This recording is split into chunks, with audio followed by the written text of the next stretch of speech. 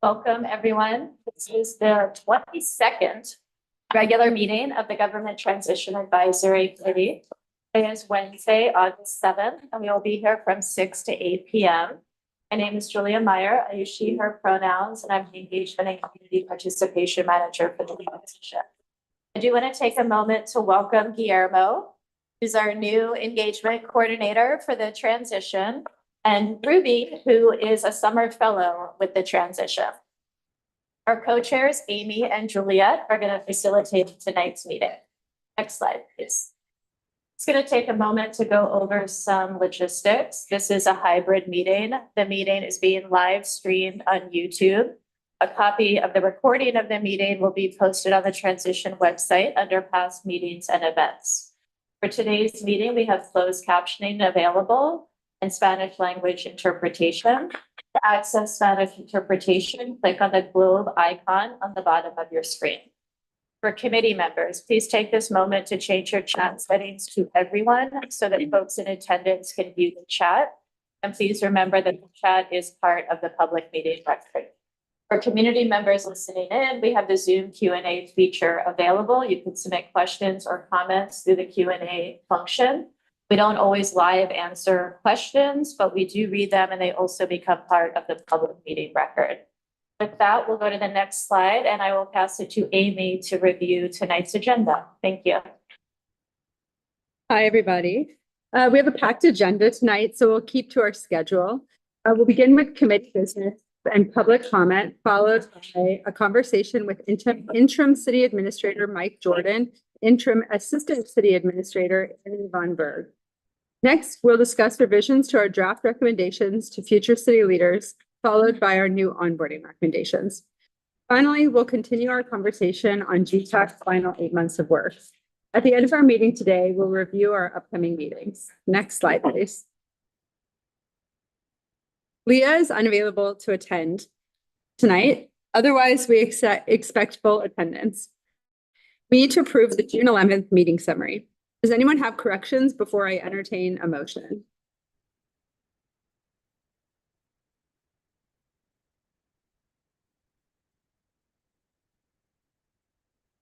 Seeing none, is there a motion on the floor to? I move adoption.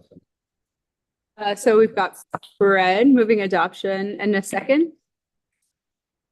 Yeah. And Lori with a second. All those in favor? Aye. Bye. The motion passes. Next slide, please. We are scheduled to appoint our next co-chairs at the September meeting. We have 2 co-chair rotations remaining, September to December and January to March 2025.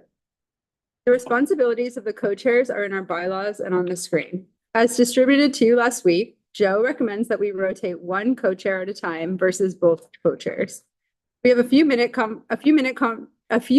to discuss this recommendation. I'll turn it over to Joe to briefly speak about this recommendation. Really, I'll just say 30 seconds worth. One is, I think every single person that's been a co-chair made a significant contribution, moved us forward. It also feels like, to me, like every time we've sort of changed courses in midstream, we've had to go back a step to, the bank to start over again. So while we move forward 2, eventually we have to move back 1 to get that process. If we change 1 co-chair at a time, feels like we could just maintain our momentum. Still give everybody who wants to a chance to be co-chair. Oh yeah, question, Joe, of the 2 current co-chairs, which one is volunteering to? Just a question. I don't see them leaping into the fray, but. Okay. May I address that? Yeah.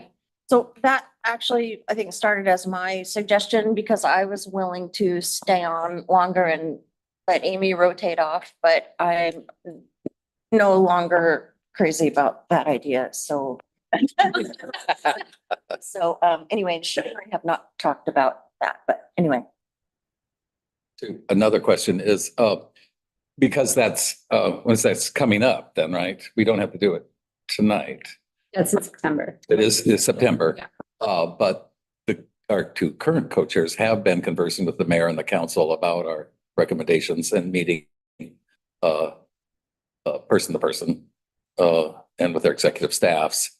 And you comfortable that could you've plowed some ground with them that hopefully would come to some fruition in the coming next 3 months or 6 months for that matter, that there would be some lapse in that level of communication and rapport if we had two entirely new co-chairs come on in September? Is that Well, an issue? we don't have much time for this, so we can come back to it at the end, but I don't believe so. As Julia said several times, that's not our priority as a committee as the current elected officials. So I think the bigger point that Joe's making is that it would just be continuity without having to sort of get new people into the job. I'm really open to what the will of the committee is. I hate free time, so I'm open to do it if this is something the committee feels important, but I think it's like up to the group to decide. So please let the co-chairs and Julia know if you want to volunteer by August 21st. It helps if you are interested in either of the two. It helps to know if you're interested in either of the two remaining rotations. September to December 2024 and January to March 2025. The co-chairs will connect with interested folks. Please also consider the meeting schedule from October to December and ensure you will be available. Next slide, please. Go ahead, Zach. Sorry, this is Zach. So are we gonna vote on the proposal, or is that to be voted on next I believe it's next session? We don't need to decide until, Thank you. The input's important. Okay. So our final order of business is to review our working agreements. In discussions, challenge ideas rather than individuals, offer constructive suggestions, approach different opinions with curiosity, seek to understand, keep the needs and concerns of the local community and the larger region at the forefront of the work, arrive on time and prepared to the best of your ability. Let the group know if you're unable to attend a meeting. The co-chairs will aim to incorporate tools for breathers. Keep multitasking to a minimum. Keep focus on objectives of the meetings. Utilize the co-chairs to note topics for discussion by submitting topics via writing and email. Next slide, please. Honor the decisions of the group. Contribute to the overall success of the group by finding ways to participate that best meet your needs. Step up and step back. Collectively work to ensure that every member who wants to be heard is heard. Embrace conflict and work with your fellow committee members and staff to find ways to give each other feedback. The co-chairs will aim to incorporate various feedback tools. Use I statements. Now to Julia to introduce public comment. Thanks, Amy. So as always, we have a little bit of time held for public comment. Folks were invited to sign up ahead of time. I just checked and we didn't have someone sign up ahead of time. But as always, I'm going to do the awkward 7-ish seconds of silence just to allow time if someone who is in attendance virtually wants to offer public comment, we welcome it. So you can raise your Zoom hand and we can promote you into the room and I will give you time to ponder.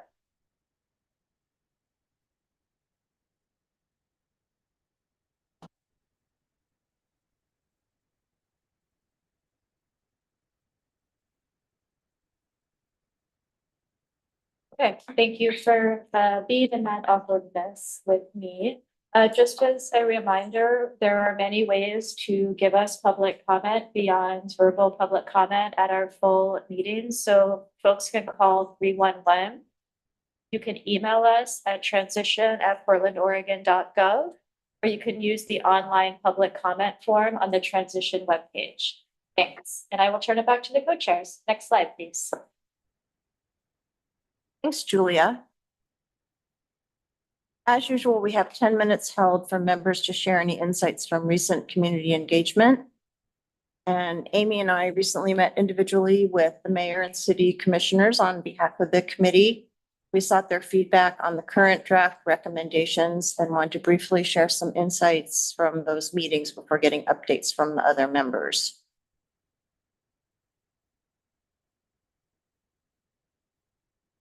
Every meeting was a little bit different with the council members. On the whole, they sort of received the recommendations with stride. You know, they supported what we are saying, but the general consensus was we don't really have power over this.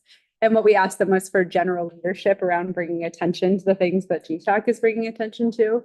The mayor had some more individualized comments because I think it's closer to his jurisdiction. And You know, we had some discussion at this committee about whether it was worth it to talk to the lame ducks or not, but I think it was very worthwhile, partly because most of them are trying to come back to City Hall, so they're in the mindset of thinking about the future. And it was just instructive to us to hear from them and how much they seem to be, I would say in general, thinking along the same lines that we are.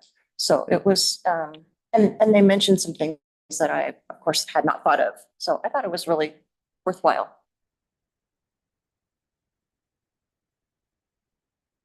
So, let's see. So should we go back to, does anyone else have insights from recent community engagement they want to share?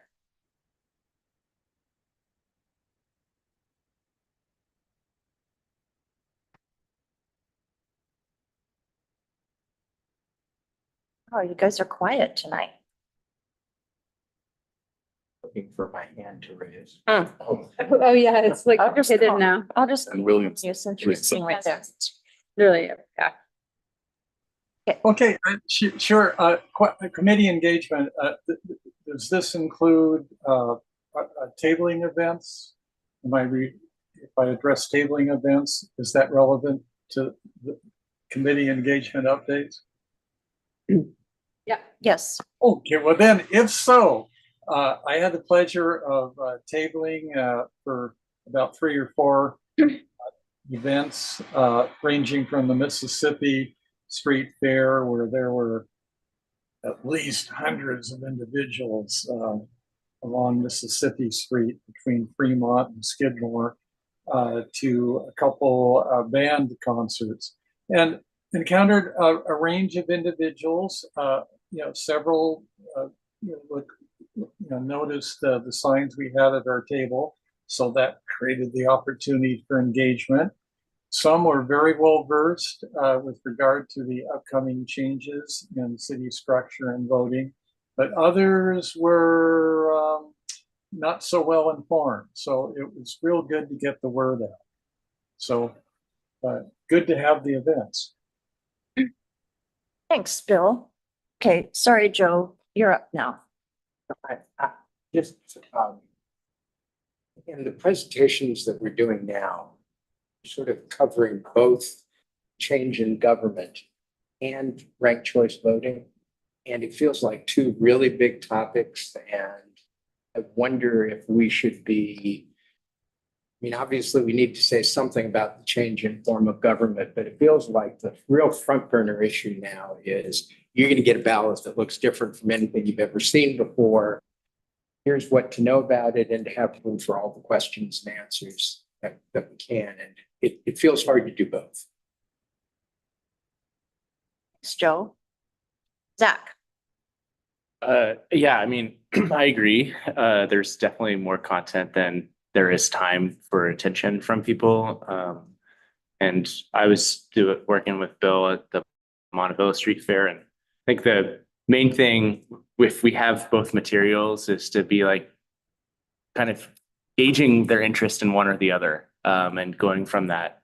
I also wanted to point out that I did a concert in the park in East Portland, and we had kind of also tabling one of our community voter education groups, which was great because if they had really specific questions about voter education, it could be like, here's your experts, sit down here, and we can kind of hammer out any details about the form of government and responsibilities therein. So I am encouraged that in passing at a public event, it came across one of our community organizations doing outreach and, I agree. I think we need to go back to some of our original, kind of aspirations and framing these conversations with community groups that are asking us now that we're like getting neighborhood association presentations like, what do you want to learn about? And we're going to get different answers. Montevilla Neighborhood Association doesn't need to hear about voter education. They want to hear about the changes to government and those roles. So that just that personal anecdote to share. Thanks. Thank you. Fred. Yeah, when we were out earlier in the year, having these outreaches, when I talked to the groups, I said, you'll probably want voter education, know more about the ballots you're going to get after the primary, before the ballots are mailed. And after the discussions that went through the whole panoply of the charter changes and the administrative changes and the ballot, ranked choice voting issue, Friendly House, Elder Protective Services, that's LGBT elders, Terwilliger Plaza and Holiday Park all wanted some. And especially with the seniors, I think to me, these being fairly old myself, and they seem dealing with other elders that it's a little confusing that they have no idea that this is coming down the pike per se. They had a lot of questions in the original presentation. I know Friendly House has reached out, Brandy has, for something in September, October. Guillermo's working on that. But I was wondering if we need to reach out again to Terwilliger, Holiday Park and Rose Villa and some of the other retirement communities, at least. And if it's not up to Multnomah County, if Multnomah County's not got that on their schedule through Leah and the elections division there, Scotty et al., then we should go ahead and do it ourselves, I think. Thanks, Fred. Destiny. One of the things that I've noticed hearing from community, from listening sessions, even reading the feedback and even people presenting voter education at the park was this idea of it's going to be interesting how counselors communicate and work together. And so that's something that keeps being brought up by communities of we want to see a government that works together. And so that's one of those feedbacks that I'm excited to hear. And, I just wanted to uplift too, is that sentiment. All right. Any other reports about that? Bill, is your hand up from before or again? Actually, at the risk of, well, not the risk, but yeah, second comment. I wanted to comment that working at Multevilla with Zach and say at Mississippi Street Fair with UCF and then with Terry at a couple other events, if we want to call it the team or two individuals really help because one can spell and back up another because interested individuals fluctuate and say if when Zach is talking to someone, if there's another individuals, then I can get that person's attention and vice versa. So that was real helpful. And Fred, with regard to Holiday Park, I do have in my calendar, I think Holiday Park is having Plaza is having an event on, I think September, I want to say 26th. So they are having another event.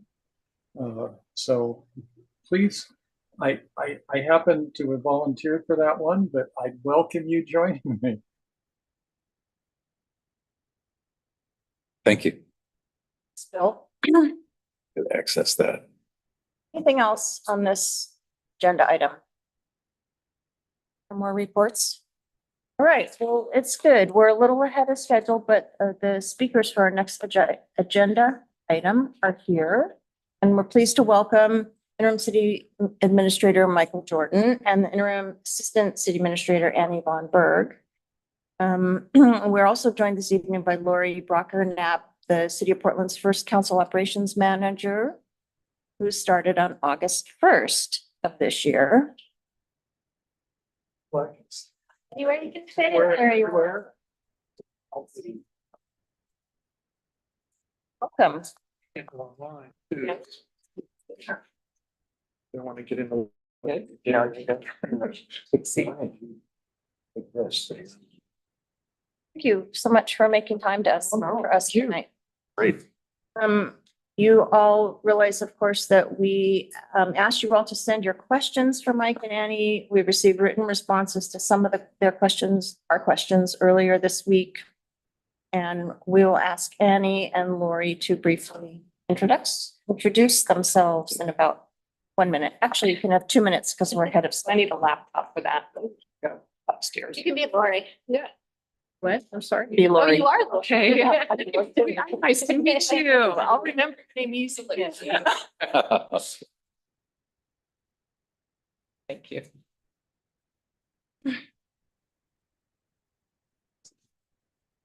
Well, these folks know me well, so Oh. I think we'll save time.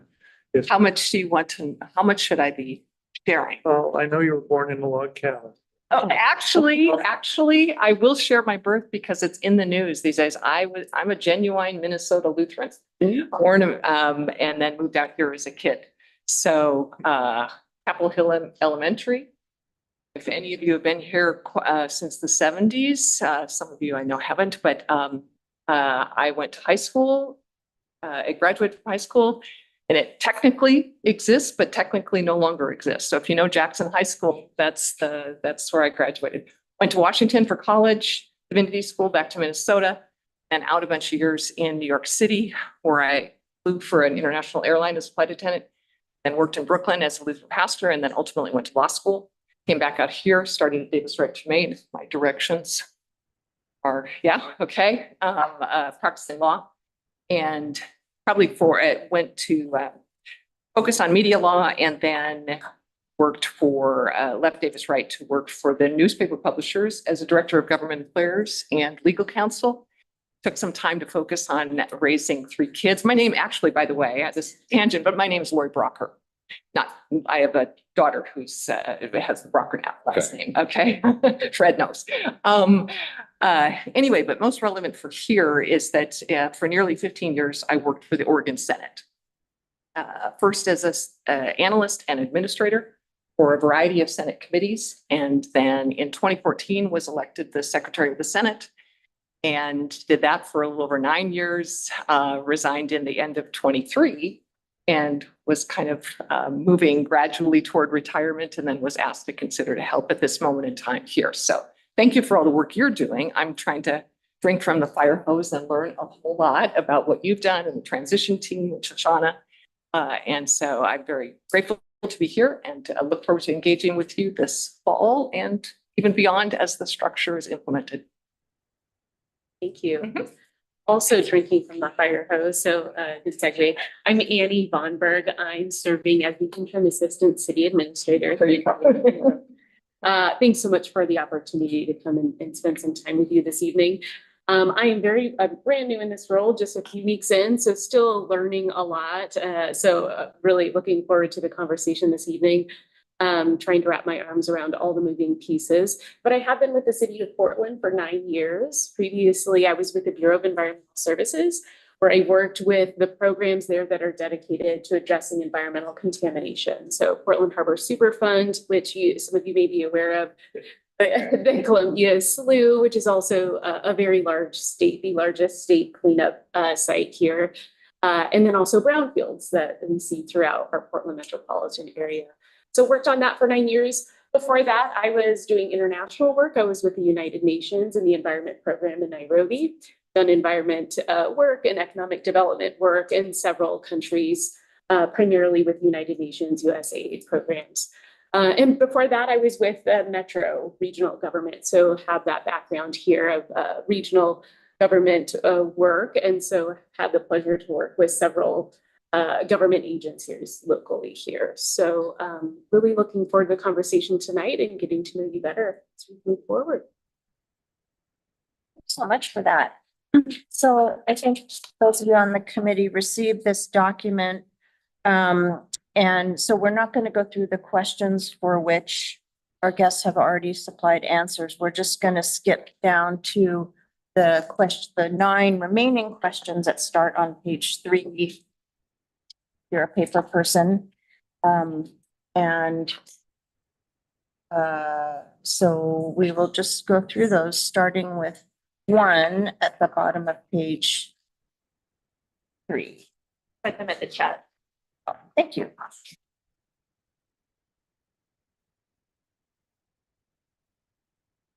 They're in the chat. Oh, okay. Sounds The timing that we have. yeah, but we're still. There we go.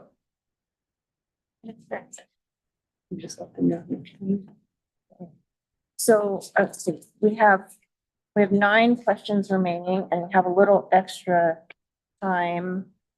We really have a full half hour. So, does that work out? That's about 5 minutes a question. We'd like to leave some time for the committee to respond to the answers that have already been provided, as well as what can be covered. Obviously, 9 questions is a lot to cover right now, so maybe just start where you can. We're just interested to hear. One you really like. Choose one you really like, and we'd love time for the committee to talk back.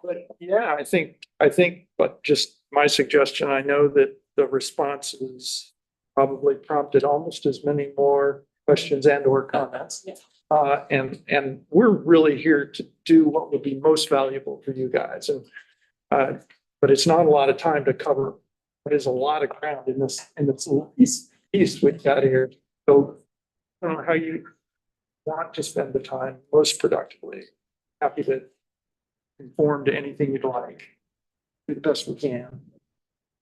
Well, why don't we just start with the first one and talk about, I mean, this is several questions at once, but just feedback about our committee, the work we've done, and what you think, how we can best use the remaining time we have to serve, which is through March.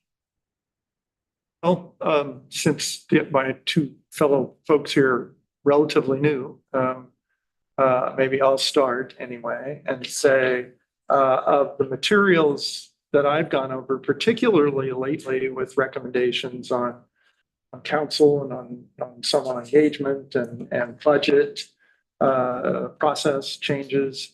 I will say that I think that the output from this committee is really comprehensive, really high level. And except for a couple notable exceptions, pretty good alignment between at least what I think the transition team is thinking about going forward and the recommendations you guys have made. I think there's pretty high level of alignment as I read them all together. A couple notable exceptions for sure, and we may talk about those later tonight. But I think research work is really well rounded. Really appreciate all the footnotes saying we talked with this many cities and these are the things we got, and which is great. I think that's really helpful. I was particularly struck by the amount of agreement, I guess I'll say, between Jessica Kennard's recommendations regarding budget process and your thinking also. Particularly around, I think, public engagement and how that kind of is not working really at all right now on any level, and really needs to be completely revamped. And I will assure you that Jonas Beery and Ruth Levine, CFO and budget officer, both are in complete agreement that it needs to be completely revamped, and in complete agreement that we need to have engagement and public involvement professionals putting together the process, obviously in close conjunction with the actual process they're putting together to get a budget done. But I don't know that there's anybody that would say, gee, it's working pretty well now, we shouldn't tinker with it. It is clearly broken, and I think frustrating for almost everybody involved. So that was where I saw a pretty terrific alignment between your work. And then I think for the council office also lately, and I know that Lori and Annie have been trying to keep up and catch up with all of the recommendations you've been making. They may want to weigh in here also. the onboarding process that we're working on to bring council on, I get the sense that there are kind of two camps. Folks who believe that a lot of work needs to be done before January 1st so they can actually do their job when they show up on January 2nd. But then also, I think a lot of ongoing work that needs to be, I hate to say backloaded, but after January 1, that onboarding needs to continue well through 25, probably. First of all, we're going to throw a budget at them within like the first 3 months, and it's not going to be a pretty budget, by the way, just so you know, that they will be forced into challenging decisions right off the bat. So I think the ongoing work that couldn't possibly be done in a week or 2 or 3 between the election and January 1st. Just getting them to find their rhythm and how they want to work with each other and getting to know each other even better than we can do in kind of an upfront get to know you thing. And oh, by the way, they're thinking Willie Bald over the first year probably about what they like and what they don't like. And we tried that and it stunk and this went really well. Let's do more of that.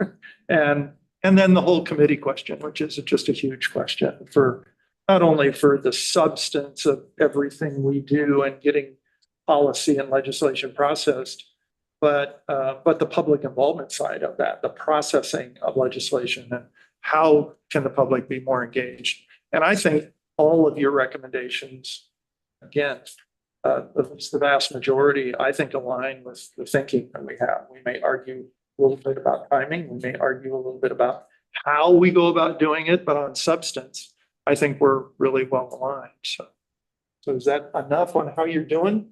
I think going forward, my impression of the committee regarding engagement is that you have been way more active than I would have ever expected, a year ago. And you're out in community all the time, everywhere, and it is very much appreciated. But taking that kind of enthusiasm, let's say, post-election, and what does that mean for onboarding and then continued work through at least the first quarter of the year? I think you're chartered through March, if I remember right. And who knows after that? You guys have gleaned so much knowledge and information that I think we want to leave the door open to continued relationship in some way, just because of the knowledge base that's in this group. But I think it's a shift. It's a shift from outreach, education, getting folks ready for that ballot to, okay, now we've got these folks. What do we do with them? How do we set them up for success the very best way possible?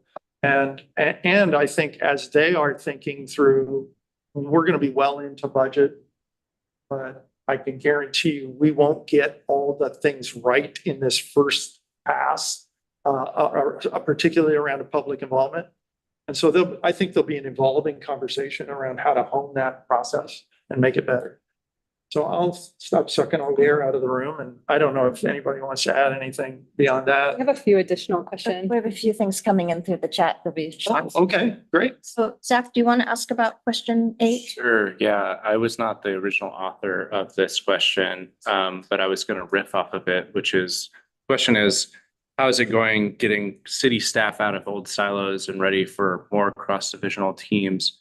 And where I'm going with this, I'm interested in hearing about your essentially cabinet, right? We've heard about disciplines and officers who are intended to provide, let's say, engagement across all of the different fields and trying to consolidate best practices. We've also elevated the concern that we're basically replicating similar silos of these focus areas, right? And there was conversation early on about, maybe being more flexible and collaborative and how those deputy city administrators can coordinate and collaborate across some of these different disciplines. I work in homelessness, which doesn't sit in housing, it sits in all of these other different fields. And, I think it's a valid question and concern that we don't really have like, I'm just curious how the first iteration, this interim, you're a month in, have there been policy discussions and ways of approaching constituent complaints and issues Mhm. that you have seen, you have experience and, you know, you also have experience in the city, like, has that changed? Has that given life by having this new structure? This is a great question, and I probably have said this at this group because I say it in almost every group. You know, boxes and lines on a piece of paper do not a new culture make. It can be helpful.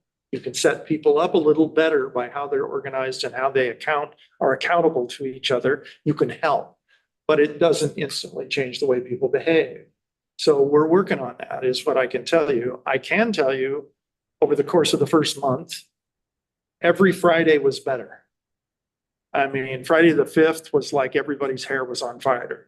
Friday the 12th, people were singed, but the fire had gone out.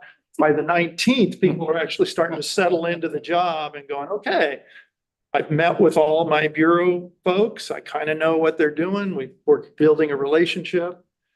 And the point of that is that this change is going to take time. It's not going to happen overnight, but I can tell you, the mayor said this in the interview we did with the Oregonian. And it's true for me also. I've been in more rooms where more light bulbs have gone on about people in different parts of the organization saying, oh my God, why don't we just make that happen? And they don't have to ask anybody to do that. And literally, like I told the mayor the other day, Mayor, you've been running this city through emergency declaration, particularly around houselessness, livability issues, and gun violence. You don't have to issue emergency declarations anymore. Just tell me what you want, and I will pull the expertise from the organization, put them together, give them a charge to have it done, you know, in 2 weeks. I want a plan. And it can happen that way. And it is beginning to happen. Again, it's not going to be perfect for probably years, but just the light bulbs coming on that, oh my God, we could do that. You know, people, they're all smart people. You get them in a room and, wait a minute, I didn't know you were, well, let's just make this happen, okay? And it is starting to happen.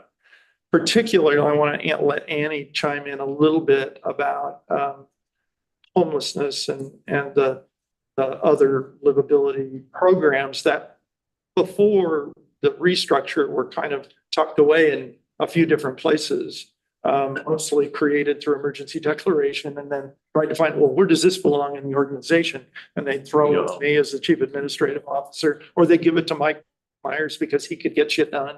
And, you know, and there was no rhyme or reason. It was just the expediency of the moment. Now we pulled most of those into one management structure, trying to align them. And I think we will be able to perform better for what we're doing. But I think ultimately we become a better partner for the other programs and jurisdictions that we have to deal with, because we can speak more coherently with one voice to our partners. And I'll let Annie maybe chime in. Yeah, I would say this is an area that I'm most optimistic about, just seeing it in real time. It's really exciting. For the last 9 years, working specifically on a program that counted on multiple bureaus, 5, 6, 7 bureaus at a time, to work together with one voice and one action. There were just some areas we always had to chalk up to being impossible. It was just so difficult. The time it took, the amount of commissioners and leadership to bring in. But just this morning, I'll give you an example of something that I have never seen before. We had an emergency situation over the weekend that Chemo Portland Solutions was trying to respond to, and they were relying on KeyBot to be able to deliver some services through their maintenance teams. KeyBot just could not do it. They were overwhelmed also. So we were able to call in Water and some of their maintenance teams, and they helped out and they were able to deliver. And so not only were they able to deliver, we were able to meet this morning, to talk about that system you have for intaking your work orders seems a lot cleaner than this one. Is there a way that we can start working together and have kind of a redundancy where if one team can't do it, we can go to other bureaus, and we don't let those those silos kind of prevent us from doing good work and delivering on things. So that I see is something that's just great. And I know in these, just the format of how these leadership groups are with the DCAs, the deputy city administrators, we're physically all sitting together and we meet on a daily basis. And these meetings that we have, people will throw out a challenge. And I've also never seen this before. And people will offer suggestions or things that they have to offer to the situation. And so it truly is a very inspirational kind of a moment and an area I just see so much opportunity for growth here. The officers also, and the reimagining of how we could deliver service. When you take communications, engagement, equity, and climate sustainability, and think about them as disciplines rather than as organizational structures, we have experts, practitioners doing that work across the entire organization. We are finding through discussing it with subject matter experts and with directors of bureaus that our human resource is duplicative. It is not appropriately deployed across the enterprise. We have large concentrations in some places, nothing in others. And so we're just learning a lot about how the organization could be reconfigured either by discipline or in some cases, even at the bureau scale. I think there are going to be some announcements in the next few weeks that the mayor wants to make to prompt us to look at some really pretty radical shifts at the way we are organized and think about delivering service. And it won't be perfect, and it will take literally multiple budget cycles to get these changes in place ultimately. But literally, I'm in my 10th year at the city of Portland, and I've never sat in rooms and had the kind of energy around solving problems that are in the room today. And people are slowly coming to those lights are coming on, and we can do that. Why not? You know, and so it is a very exciting time, and it's a little difficult to talk about because I don't have a lot of hard answers yet. But the trend line for me is really exciting because every week it gets more exciting, more things happening. Is that what was going on with water all over downtown today? Close. Tearing up downtown everywhere I look. Anyway, I'm encouraged in the trend line. Great news. So we have at least 4 more questions from the committee and about 10 minutes. So if you can give Okay, us. I'll try to be less long-winded. No, you're trying. Difficult. No. I'm not trying to reform you. I'm just trying Okay. to keep myself out of trouble. So we have a question from Bill on Zoom. And he wonders, Mike, if you have comments about the Sunday Oregonian article about the upcoming city elections and structure. And he thought that the main critique of the article was about funds for staff for new city councilors. Did I do that justice? Do your question justice? I couldn't hear what you were saying. Is it listed in the chat or just? It is listed in the chat. It's back up a ways. Look at 6:33. We could share all the Yeah. questions at once. Oh, there we go. Learning So some. it's the same. Particular question, time for Mrs. Mike have comments. 8-4 Sunday Oregonian article about upcoming city elections and structures. Article's main critique was funds for staff or new city councilors, right? We did have some discussion with Shane Kavanaugh, the Oregonian, the mayor and I did, regarding the current budgeted staffing for council. Lori can talk about the office. I think you're all well aware the budget currently just has one staff person for each counselor. Shared staff, one for each district that would work out of Lori's office. And then I think 4 other staff with Lori in that office. I will echo a bit because I believe what the mayor said is true. What we did to build this budget was we took the staffing budget for the current mayor and council, which is about $10.5 million. And we distributed it over 12 councilors and a mayor. And we ended up with one staff for each councilor and some shared staff and 5, I believe, in the mayor's office to try but that was the target number envelope that we worked with. I think the new council will get to a place where they will want more support. Lori's the expert on this, but my gut tells me that they're going to form 6-ish committees. You can't staff 6 committees and have them run well and support the whole council and the council president. You can't do that with that limited staff. So we're going to have a serious conversation with the council, I think, early next year about staffing levels and the trade-offs. And I think one of your questions in the subsequent group here did allude to that the budget work that Jessica did alluded to some vacancies in analyst positions across the city. Yes. I think she's probably absolutely right. I'm sure she got the data, and Jessica's right about everything like that. So I'm sure she was right. The real question will be, how do you want to use those vacancies? What are the priorities of the city in front of the council? We will propose a budget that I can tell you there will be a direction for this fiscal year to limit spending.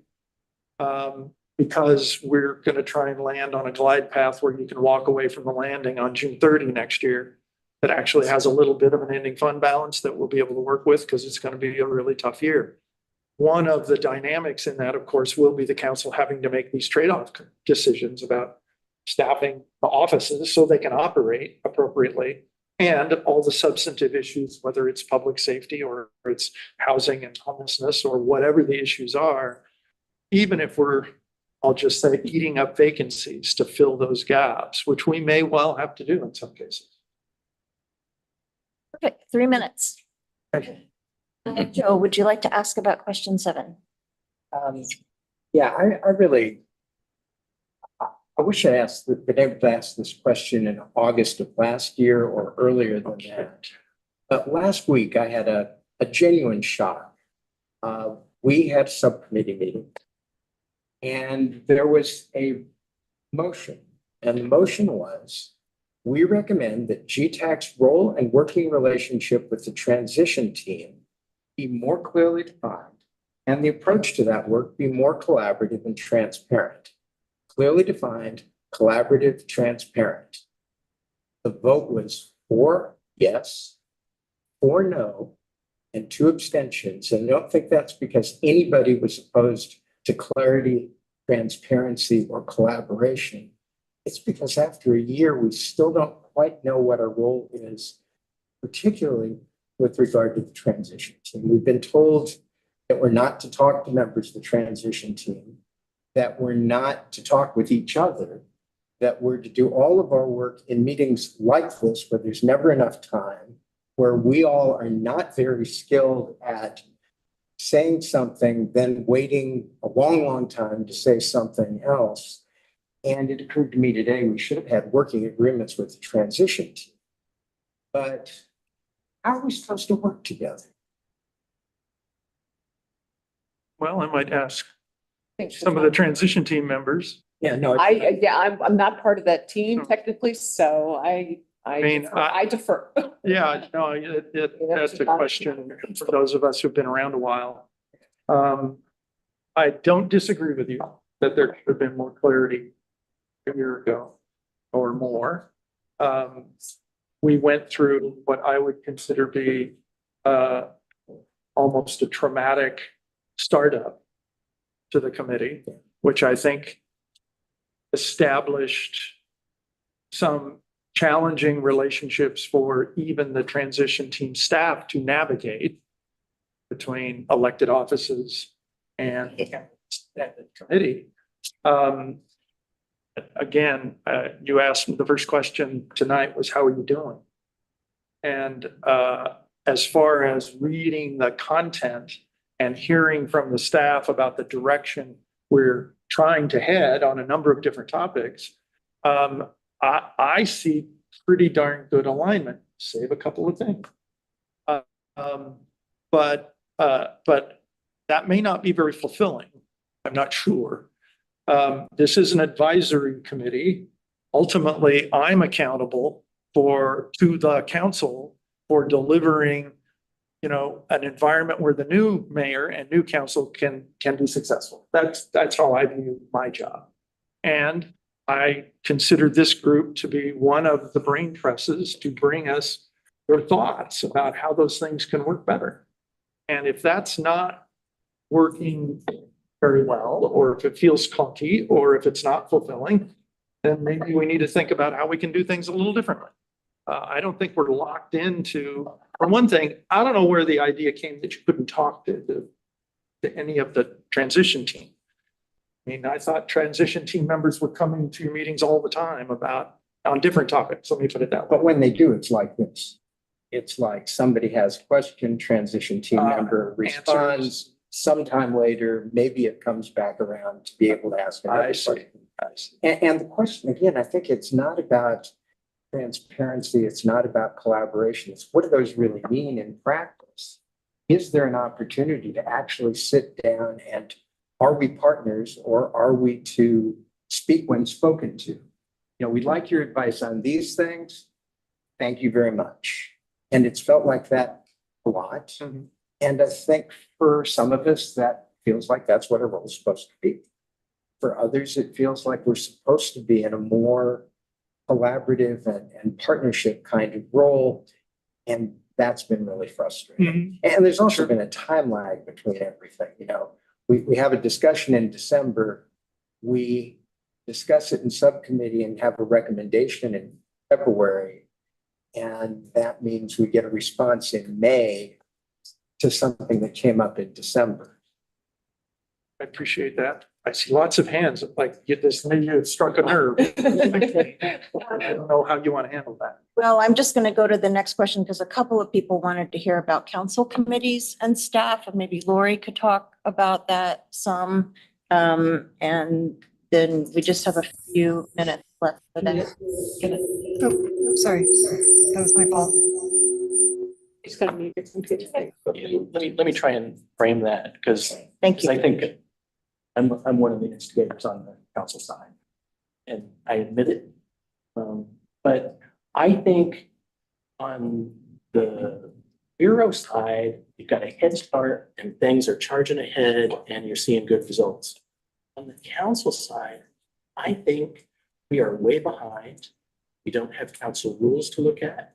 We don't have an idea of what the committees are going to be funded, much less organized and staffed. And I just feel like we're so far behind them.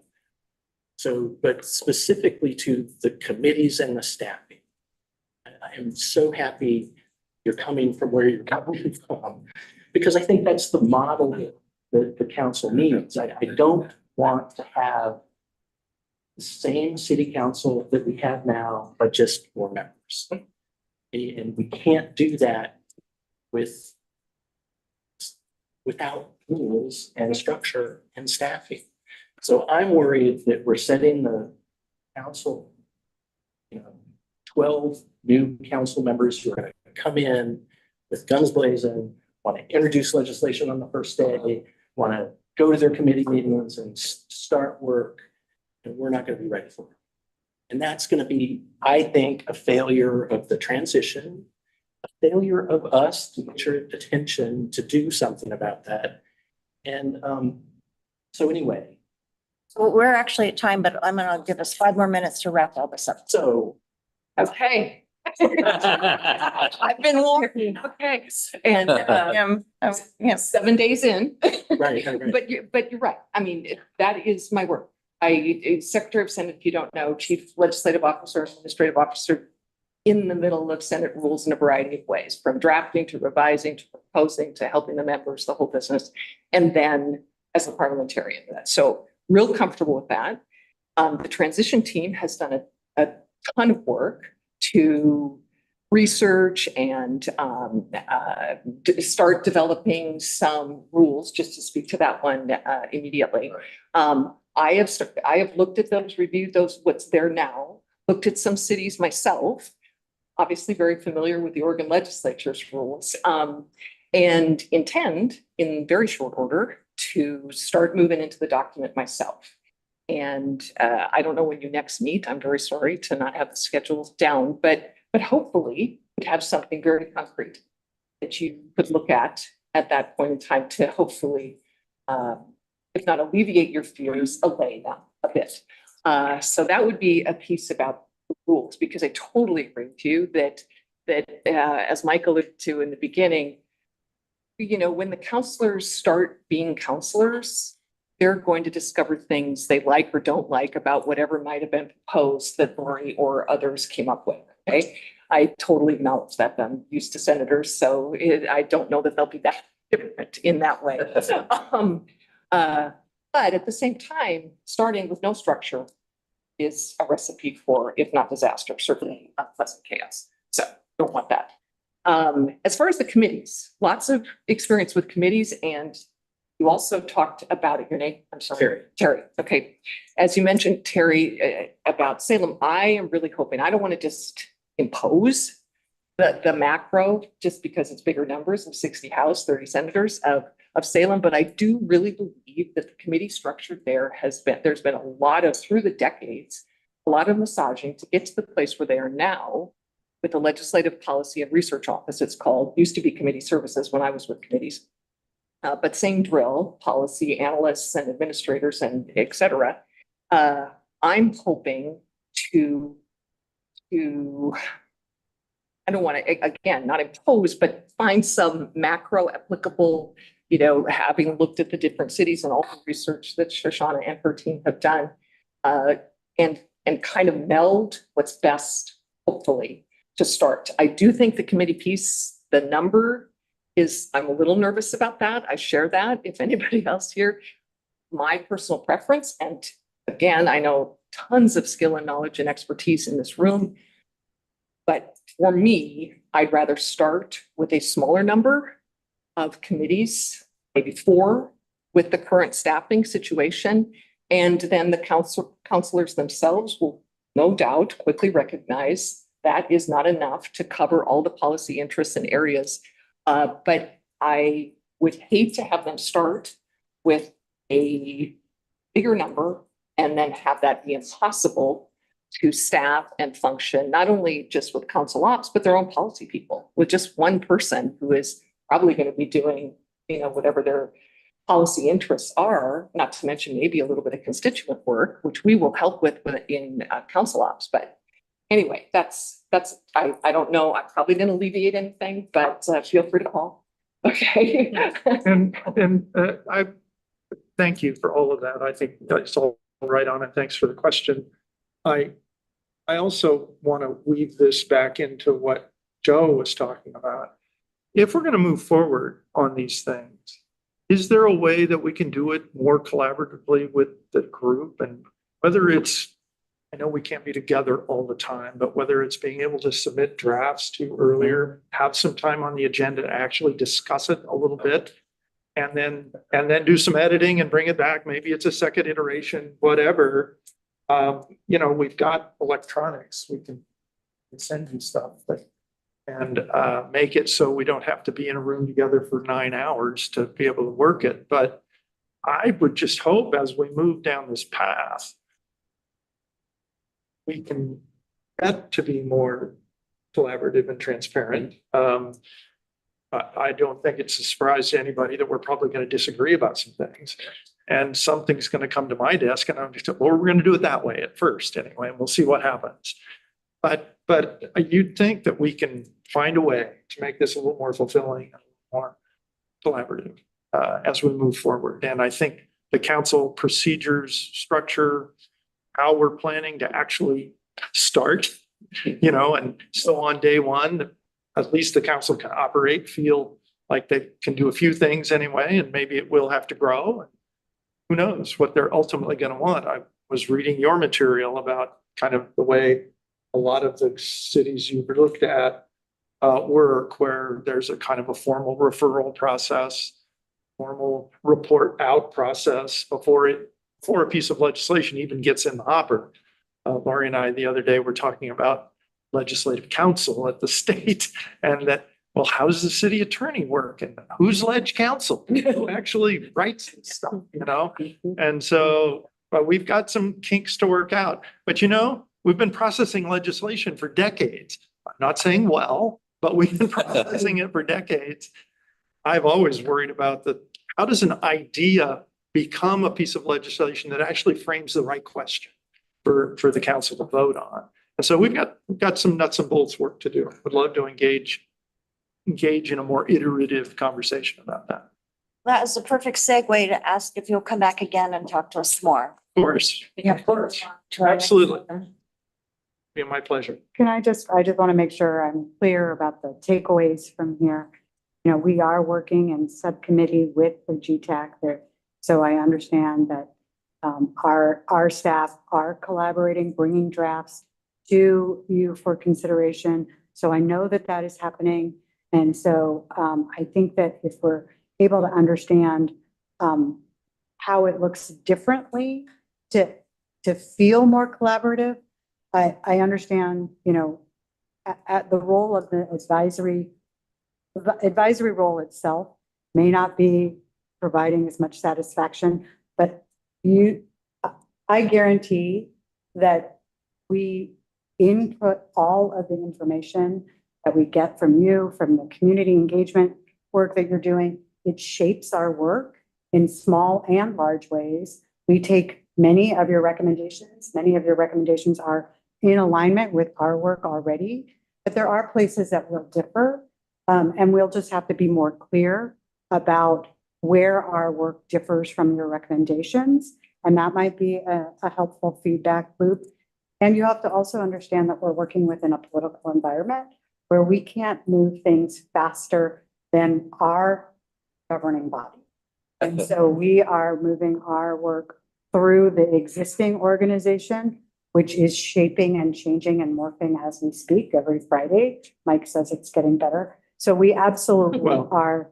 Thursday, not so much. But and I just want to assure you that we are championing your work in spaces that you might not see. We are sometimes successful, we are sometimes not successful, but understand that your work has absolutely influenced our work. And whether or not you see it in every place in our deliverables, please don't think that that's not because we don't value it, because we are moving the work forward as much as we can through our organization. And I didn't want my comments to circumvent your committees, those kinds of, I want to work through your structure of it. Thank you, Susan. Yeah, absolutely. Yeah. Thank you. Thank you. Appreciate your time. I'm happy to come back. Good. We look forward to that. Thank you for taking the time. All right, I'm going to pass it over to Destiny now, who's the chair of the Districts and Council Operations Subcommittee, to introduce our conversation on our draft recommendations, There's a future city leaders. you're good boy. It's representing. That's not what it is. I know it's fun to chat, but it's hard for people who are here virtually to hear when you're chatting. Sorry. Thank you. Apologies. Go ahead. Thank you. Now that awesome conversation has been had. I'm part of the co-chairs of the Districts and Council Operations Subcommittee, and we just wanted to, next slide, please. One more. Thank you. I just wanted to remind folks about how we will get to our final recommendations in mid-September. Today, we will catch the committee up on the work of the Districts and Council Operations Subcommittee and Budget Work Group. The engagement period on our draft recommendation closes on August 12th, so please share out that survey. The community engagement report will be available for your review on August 21st. And I highly encourage you all to read it. There's great information and ideas that are sparked from there. The District Council Operations Subcommittee and Budget Work Group will meet on August 27th to finalize the recommendations. Those recommendations will then be considered and voted on by the full committee at our September 11th meeting. Next slide, please. Thank you.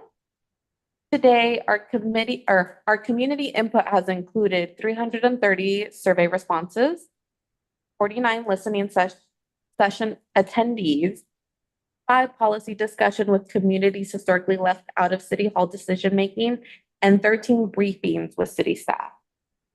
Next slide, please.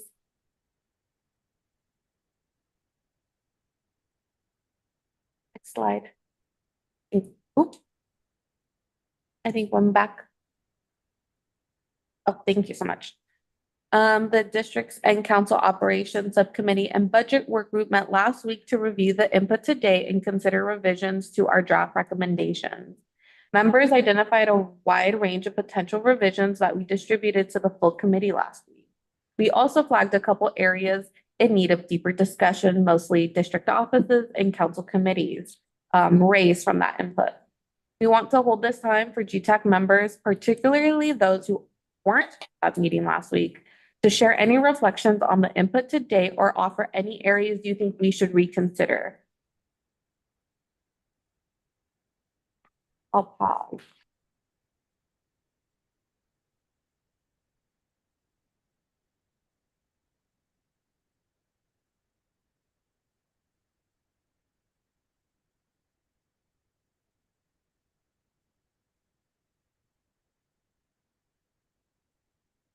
Okay, Juanita?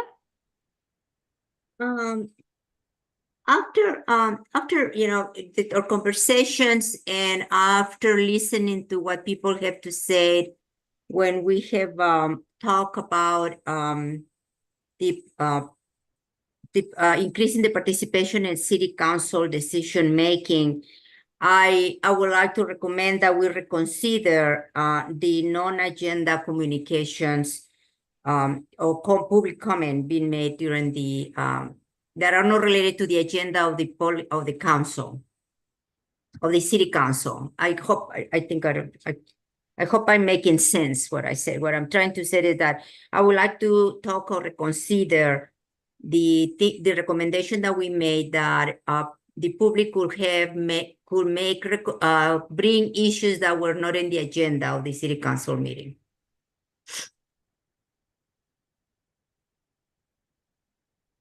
So I want to just clarify, do you mean to allow it, agenda topics to be made to have public comment available? Only those comments that relate to the agenda of the meeting, to reconsider that recommendation that we made. I think I understand that as, the things that is going to take some more discussion to sort through. Yeah. That is a topic that should be one of them. So, right. Yeah, yeah. Thanks for bringing that up. Right. Yeah, I thought that, yeah. And again, it's based on feedback that we've been getting from the public too, not only my idea. And they explained to us why they felt that it would be really taking extra time in those meetings and creating probably a lot of distraction. Thank you, Juanita. Any other revisions or comments?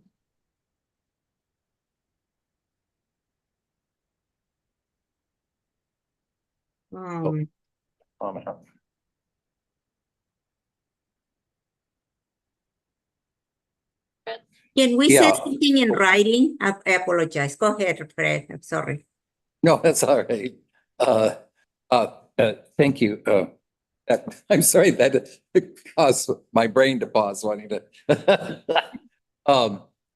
The breakout sessions, the one I was in session 3 and facilitated, and there were some very great responses and comments that we haven't seen them captured yet, so that we could distill them and say, well, this was a great idea, and we should look at it from that direction, or this is a new idea that we hadn't thought of and we ought to consider it as we proceed. And so before we get to another Well, are those breakout session iterations in this new revision? I don't think so, Julia. Yeah, I'll just, Thank you. I'm sure, I think Destiny mentioned this in her opening remarks. So we are still in our current engagement period. It ends Monday, August 12th. Plug for the remaining time. So we will have a report on the entire 8-week or so engagement period will be available August 21st.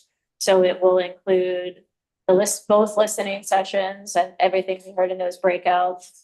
That's currently 330, hopefully more, surveys about your draft recommendations, a summary of all the listening sessions with community-based organizations representing communities historically left out of city hall decision-making, and a summary of what will end up being probably 15 plus internal city feedback sessions.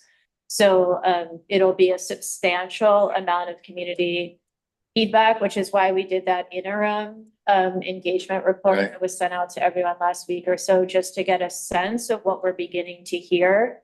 So you can start thinking about revisions, which I think is a little bit of what we're doing now and what we did last week. Because I would just encourage people, as Destiny did, when you get that report on the 21st, try to set aside some time. It's going to be substantial. You know, the breakout sessions were one of hundreds and hundreds of people who have given input. So we're going to need to spend some time with it and really ask yourself as you're reading it, how do I want to evolve our recommendations based on what we've heard? Thank you. Juanita? Yes, I just wanted to say, and I don't know, and I apologize because we didn't agree as to the process that we will follow to give comments. So I'm kind of jumping from one question to the other. I don't know if we're starting with 1 and then 2 and then 3.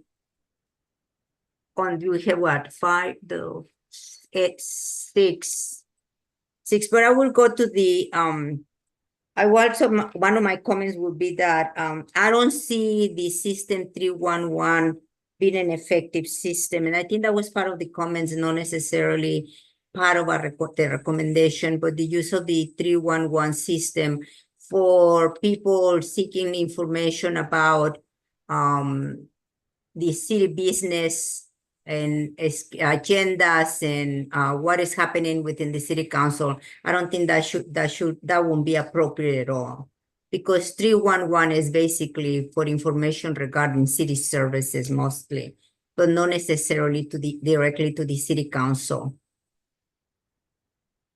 I hear you. Go ahead.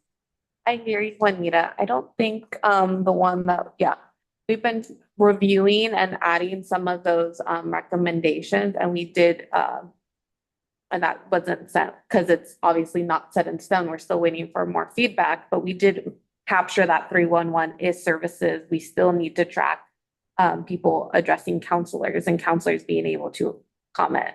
So that did make it. It's just not set in stone, obviously.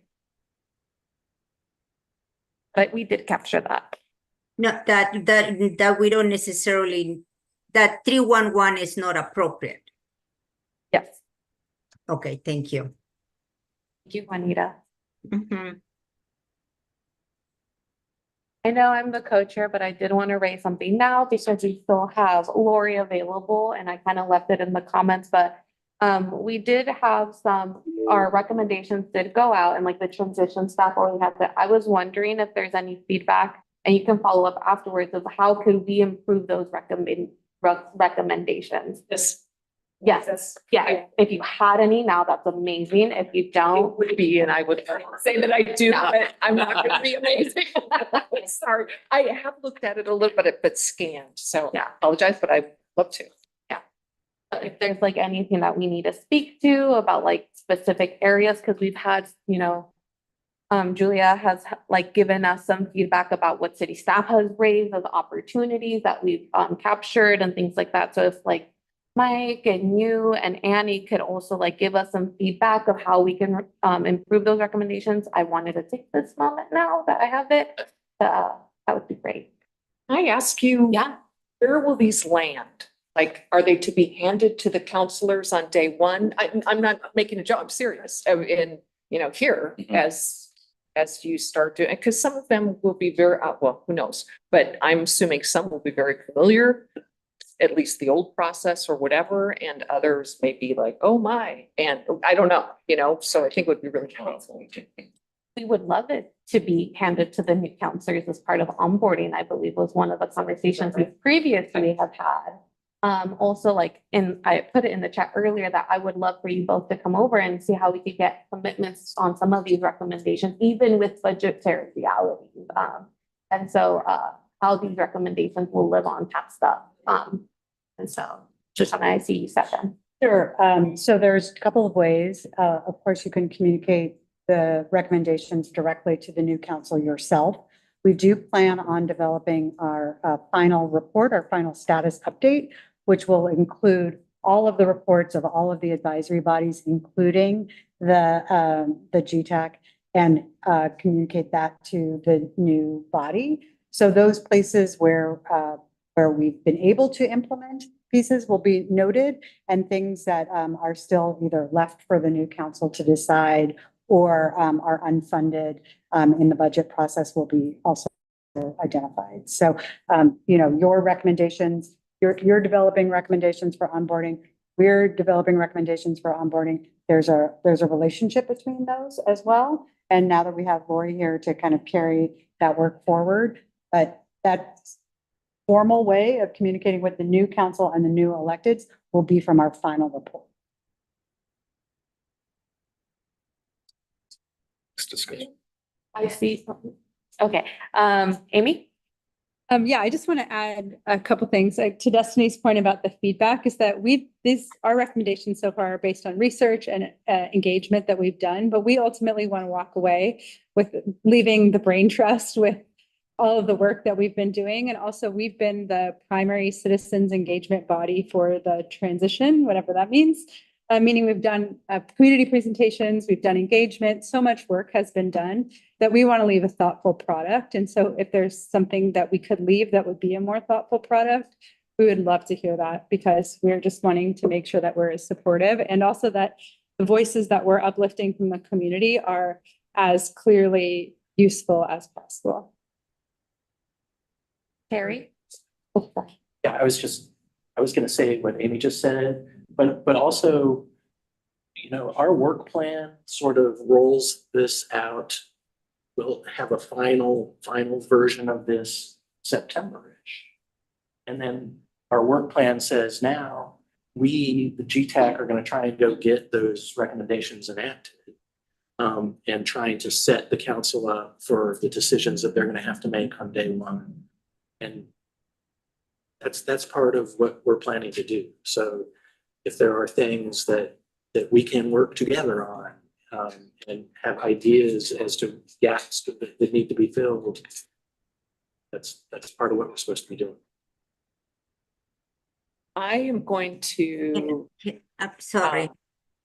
This is Juanita, and I apologize. I have to, my computer just shut out and I lost what Destiny was talking about. I apologize for that, and I came in the middle of Amy's comments. Anita, I think we need to hear from Lori right now in response. Okay. Can you maybe Thank write you. in the chat? Yeah. Yes, thank Come you. on. Well, Oh, no. Lori.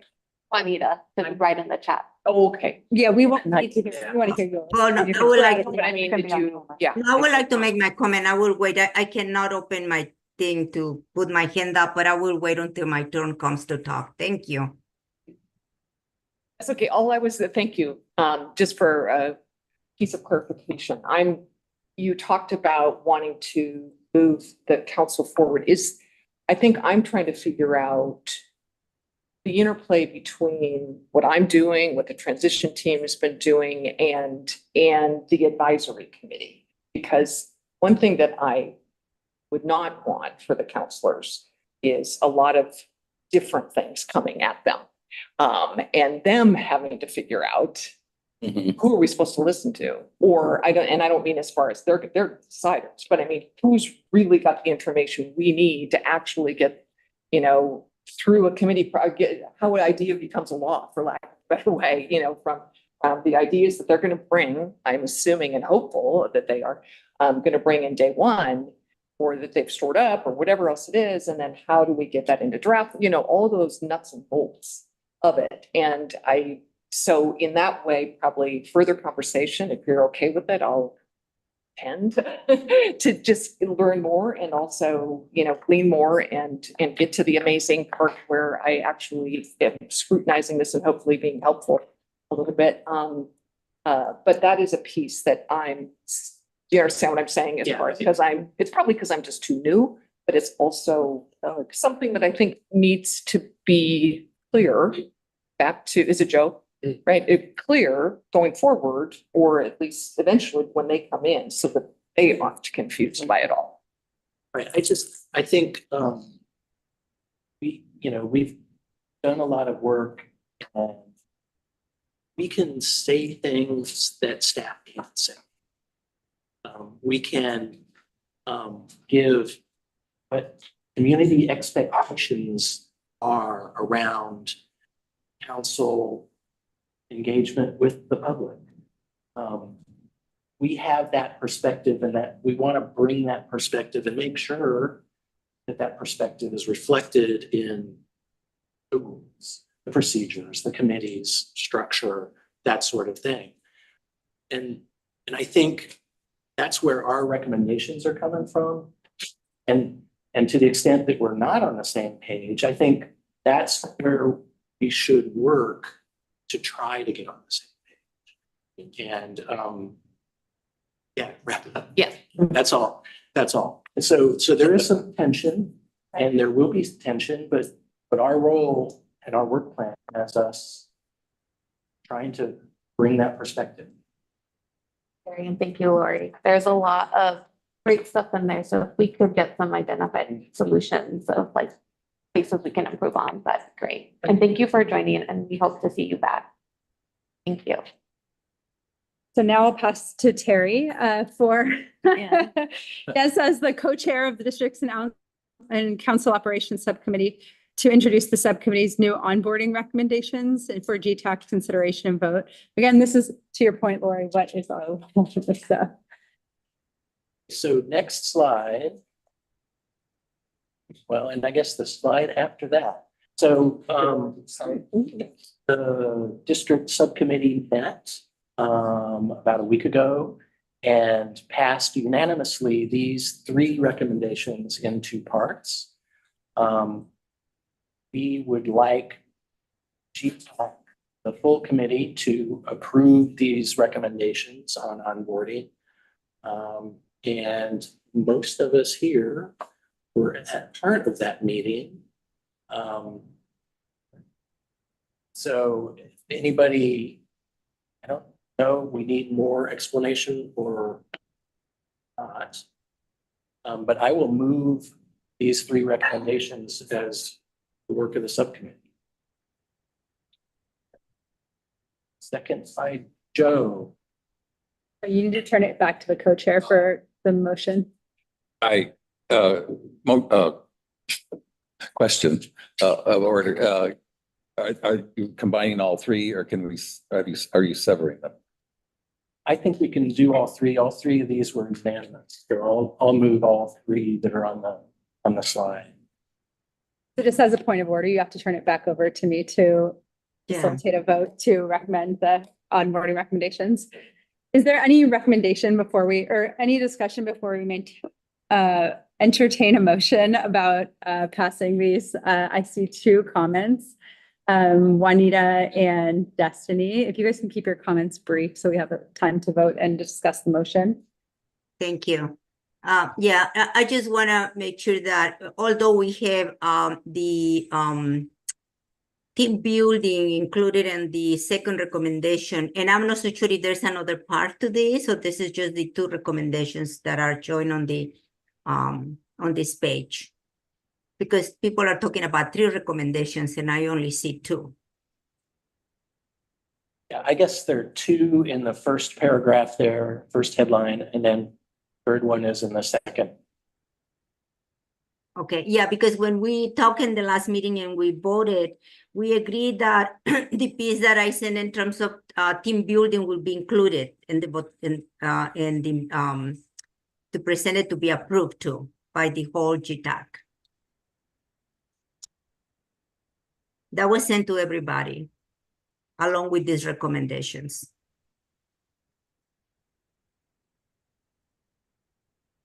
Leah, do you want to comment on that? I do want to comment on it. I'm putting something in the chat, which is why I'm talking slow, so folks can look at it together. Should we? And it's on a public link. No, I'm going. So it is page 1 and page 2 of the link that I just dropped into the chat. Is we talked about this at the end of the Districts and Council Operations Subcommittee / budget work group meeting that we had last week. That what was approved is page 1 here and page 2. And then the remaining 12 pages are sort of arguments in support of background context 2, but not part formally of what was passed by the subcommittee. Yeah. However, when I submitted that recommendation, although it's in support of team building, I felt that we needed to have more clarity about what we're talking about team building. And the points added there talk about what do we would like to see as part of that process.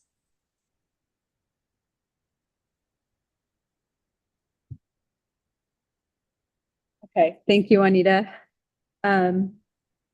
Destiny. Thanks. I'm looking at like I personally would rather have us just vote on the joint onboarding recommendations, not separate ones from Terry and Joe and Juanita. I will just be honest. I think that if we could just agree to vote on the joint one provided, that would clear up a lot of confusion. And the other thing I also wanted to mention, and this is just drafting, but for the recommendation final product, I wonder if we could be more compelling in our language rather than saying many of our new electeds will be new to government, perhaps wording it, there might be electeds that are new to government, so it doesn't seem so inflammatory. Or like as if we don't expect them to be knowledgeable or equipped. So I will call that out. And then also things like we believe that the council to best serve. So just more compelling drafting. So it's much more complementary and better read. Yeah. Thank you. I appreciate that. I think that's why we send it out to people make recommendations. So thank you for the recommendations. And yeah. Thank you. So now, if that's the discussion before the motion, I'll throw it to Terry to put a motion on the table and we'll discuss. I move the recommendations you see, and as further worded in pages 1 and 2 of the document. Thank you. Is there a second? So we've got Terry with the motion and Joe with the second. Is there discussion on the motion? I noticed that the transition team or city staff have already responded that they will not hire an outside expert. It's kind of what reflects something I said in subcommittee, or I think at the last full GTAC meeting, that it seems if they think they can do it, then they're going to do it. And we wish them well. We've laid out the elements that need to be inherent in that kind of onboarding training. And I don't see where at this point recommending that they hire an outside expert is going to get them where they need to get with the new council onboarding come November or December. And so I will abstain since this is both together. Recommendation 2, I cannot agree to. So I will not vote against the rest of it because I support it strongly. I think those are important elements for onboarding, but But I don't think it's our position to tell the city who they should hire, what they should hire. In that regard, when they've laid out a fairly extensive plan for onboarding that they've been working on for months. Fred, Destiny and Jane and Bill, and then myself. Can I comment again? I was processing. Thank you. Jane, you're next. Discussion on the motion. Yeah, thank you so much. I want to echo Fred's statement. I found the recommendations very, very, very thoughtful and very well done. Thank you so much, this subcommittee. Really, really nice work. And it's also very holistic. But I've read the responses to some of the questions that we sent Mike and his team ahead of time. And I think the writing is on the wall, and a lot of it has got to do with budget. And so I would like to remove the advice on getting a consultant, because it clearly states, well, we're going to try and do it ourselves. And if we feel that we need more, and if the city councilors ask for more, then we'll look at it again.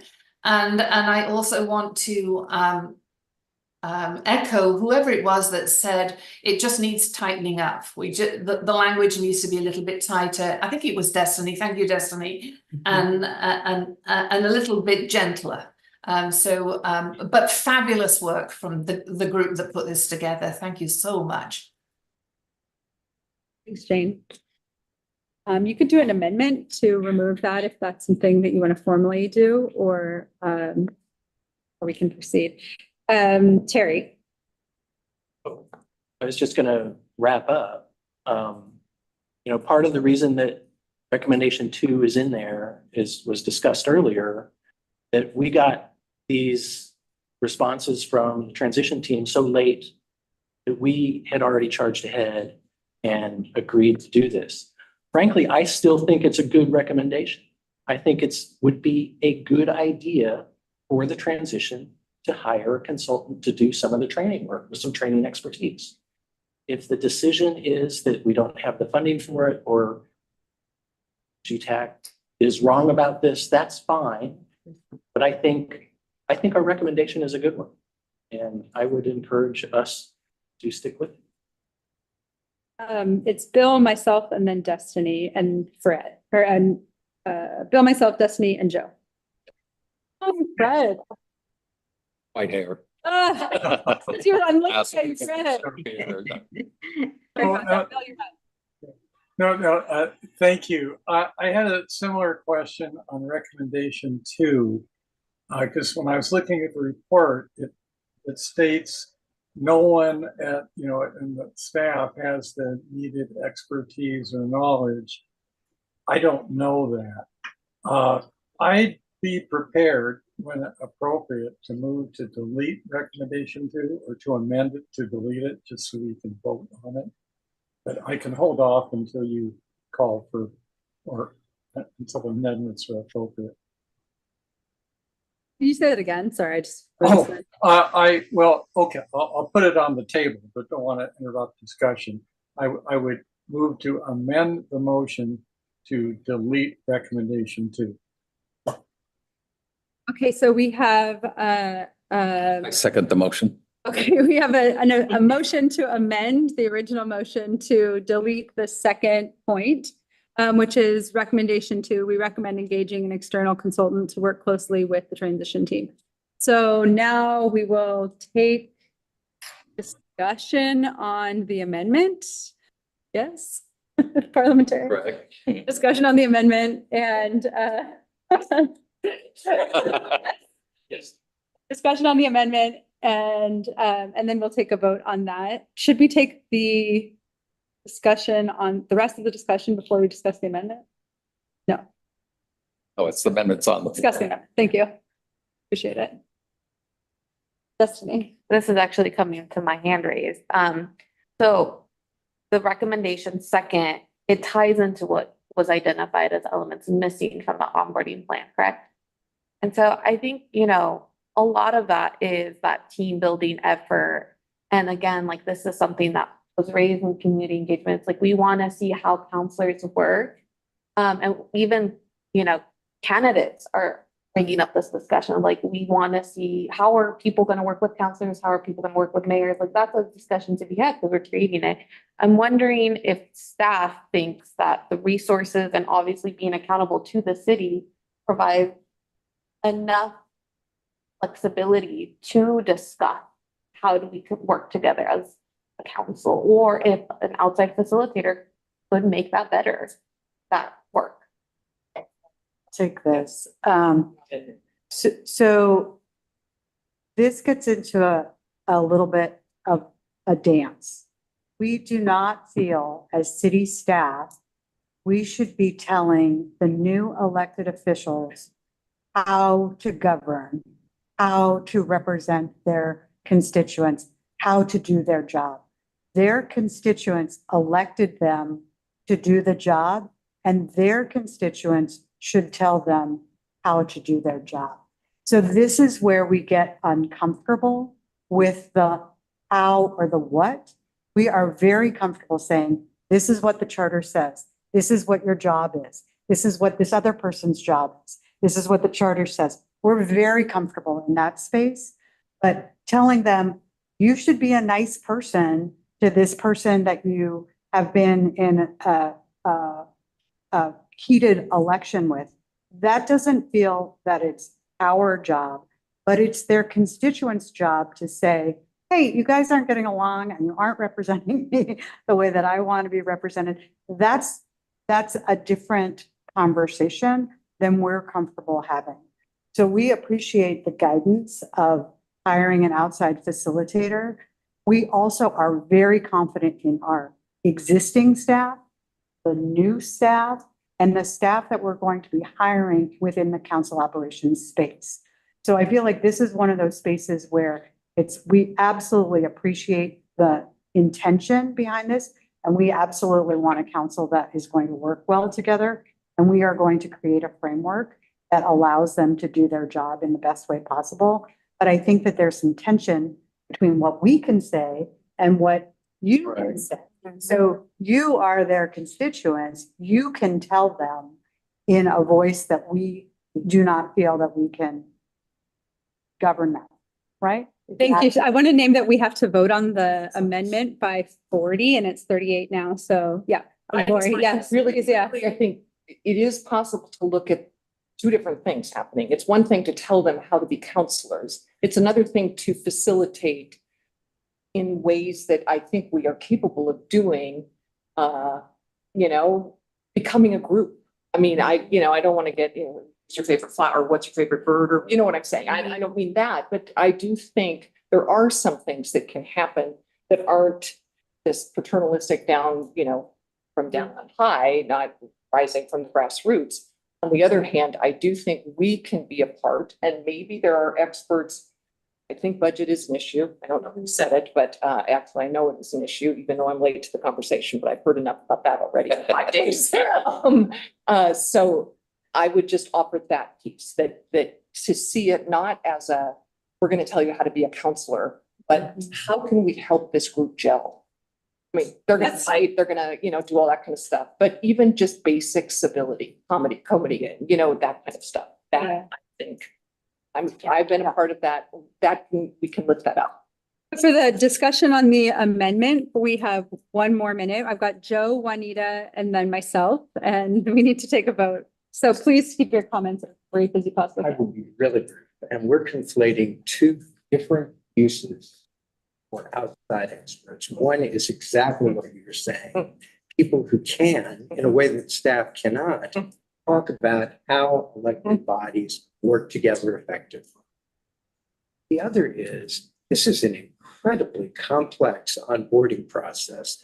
The draft onboarding plan has 21 different topics that are supposed to be covered by subject matter experts. That's before January.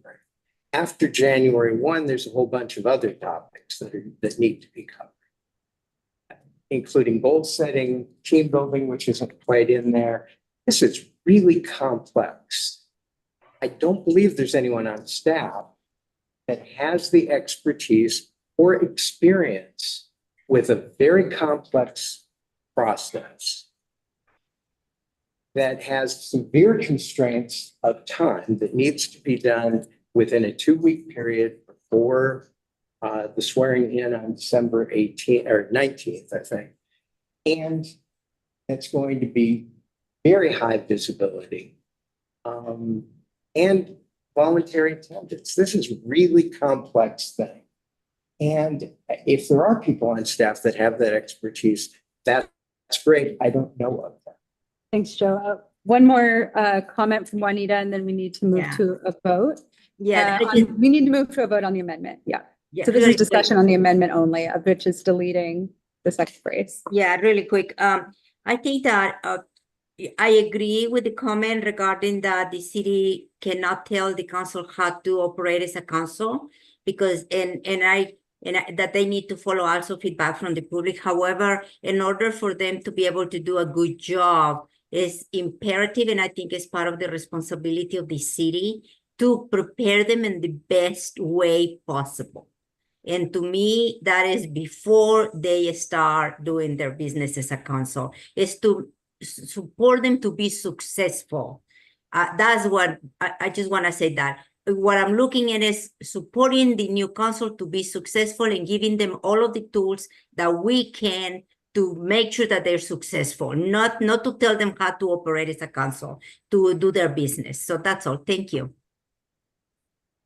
Okay, I'm the last comment and I will make my comment very briefly, which is that I strongly urge people to not remove the second item. We are an advisory committee and we are to make the best case scenario recommendations. We received the word that that wasn't going to happen at a time when we had already made our recommendations, and they stand on work that is very solid, and we are really wanting to share the culmination of what we found and learned. So now I'll send it to Julia for a roll call vote on the amendment, which is removing the second item. Julia. Ready? Okay, Brian had to leave early. I saw his note. Leah's absent. Jane, Yes. Jose, No. Terry, No. Lori, No. Joe, No. Juliet, No. Zach, Bill, Yes. Destiny, No. Greg, Yes. Amy, No. Yeah. Juanita, No.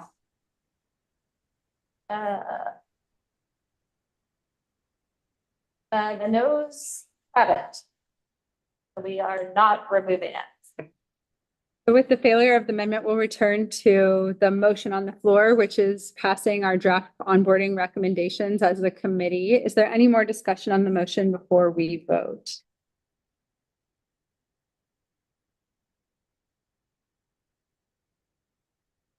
Seeing none, Julia, if you can. Yeah. take a call. Jane,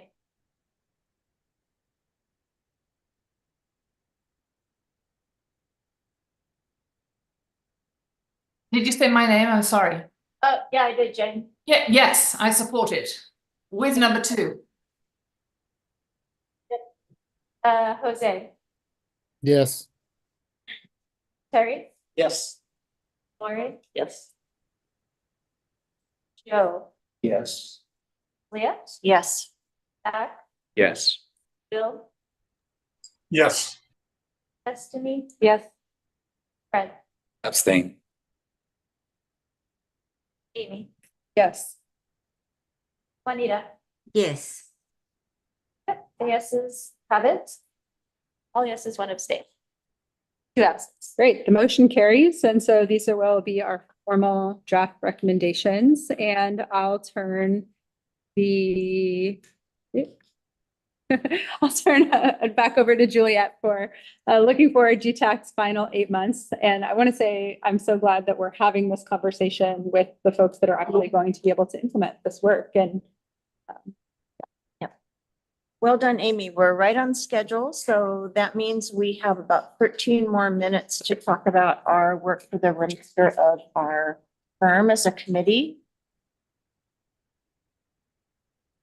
We can go to that picture of the arrow thing.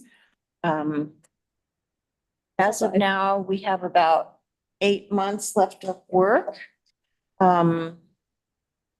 Slide with the arrow. Yes, There we that one is based on the survey results from members about how we might prioritize our remaining time.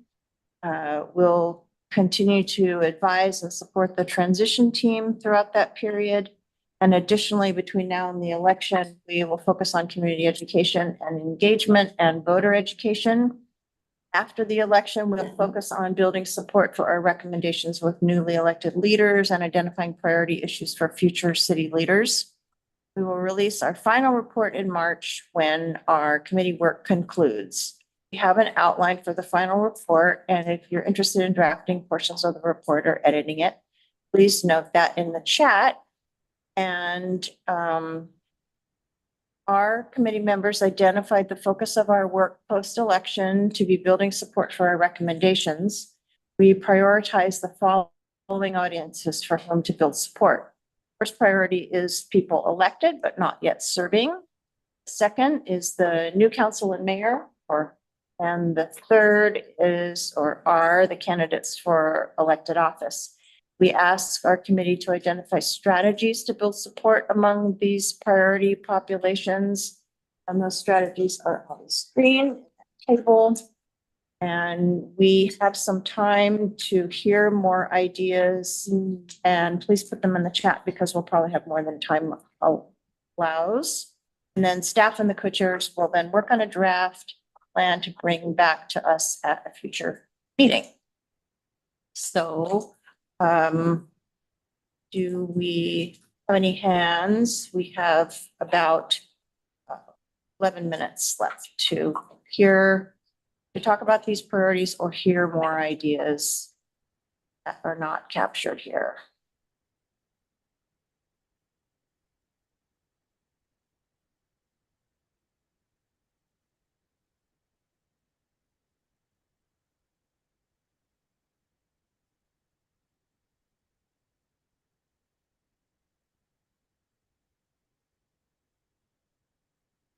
Fred?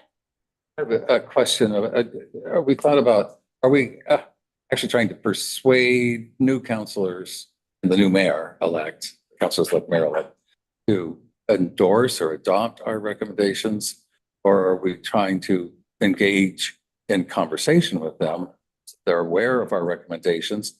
We hear back from them, but if they agree wholeheartedly or they have more questions or better ideas, they're going to be in control of the whole situation come January 2nd.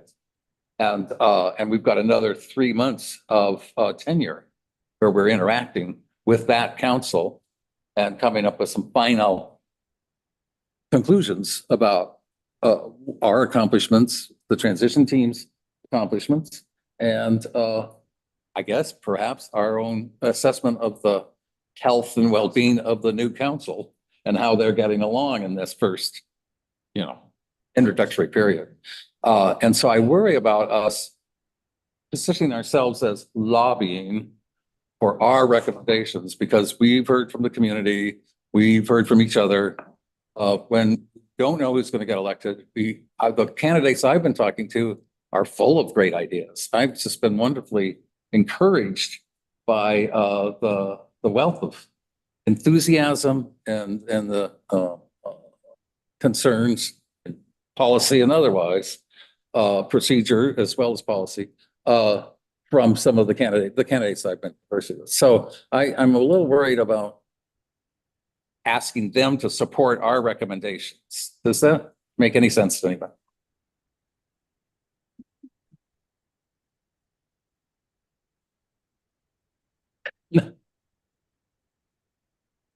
Let's go to Amy and then Jane and Terry and Zach. I'll let others go first because I've spoken a lot. Okay, we'll go to Jane, please. And given what I think I just heard from City Laurie, not our Laurie, and I don't know whether it was Laurie or Annie, because I'm sorry I'm remote, so I can't see people because they don't have a screen. But she said that they're interested in only making sure that new city councillors have the appropriate unlimited staff because they're going to be overwhelmed. And this talks about building support for recommendations, but I would have thought that we would be better off if, in fact, the transition team embraced our recommendations, or at least could get back to us to say, well, this is what we'll include and not include, because otherwise I think we're peeing in the wind. I think we're, I just don't think this is quite politic. And I also think it's a lot of hard work on our behalf, because we're pushing a rope that, in fact, we're not in charge of this. The transition team and the new is in charge of making this all happen. So it's not, I don't want to do it. I just wondered whether or not we should think about the approach and maybe trying to work with Laurie and Annie and Mike to have a sort of a document that their document that referenced our input, going back to somebody's comment in the chat, which was, well, where will you show that you have accepted our input and included it? Just a thought for later down the line. Let's hear from Zach and then Terry. So I guess I might be contrarian in this. Like I have no qualms with like advocacy. And why are we holding ourselves accountable to lobbying? Like, we're representing the public. We've developed recommendations. We should go before elected leaders. We should go before the city and advocate what the public wants. That's what the commission, that's why we voted for this new form of government. And so I think this is fantastic. I would add to this, let's campaign with, district coalition offices and our neighborhood associations to advocate for their recommendations to be heard and uplifted in city council to be a priority. Should be, media. I don't understand why we're going to just go with a whisper. We've done a lot of work, and yes, we've been talking with people who have strings of power in these meetings, but it is completely in a vacuum and can be, yes, we hear you, move on, and not reflecting on the reality that we're representing a public and a body, and we can do so in representing ourselves in front of council. And if the city is willing in front of, at an onboarding session to say, these are key concerns that the public has raised, and we want to see these as priorities for this new city council. Yeah. Okay, Terry, 2 minutes, please. Yeah, I think it's what Zach just said, but I'll frame it a little differently in that we have recommendations that take effect at different times. Some of our recommendations need to be implemented on day one when the council sets up its rules and structures and that sort of thing, and be ready for that. And so we need to lobby in advance of that to make sure that those structures are in place. But I'd say it's not really lobbying, but it's also, there's stuff that we did and researched that we have unique perspectives that we can explain and elaborate on a little bit more. And I'll just go ahead and launch right in. We are recommending draft version 6 committees. Why are we recommending 6 committees? Because we think it's good coverage of jurisdiction. We think, and we've heard that the council's balance of power was very important. That no district had more power than other districts. No councilors had more power than other councilors. That everybody had a stake. 6 committees is the sweet spot for a 12-member council. And so that perspective is our reasoning. We should put our reasoning forward so that everybody understands it and where we're coming from. So that's our work. And if you look at the timeline, it's almost upon us. You know, it's this fall to make sure that everything is ready in January for a good percentage of our recommendations. So I think we move forward, and I think there are allies in our efforts, and we should go enable them. Thank you. Amy, 2 minutes.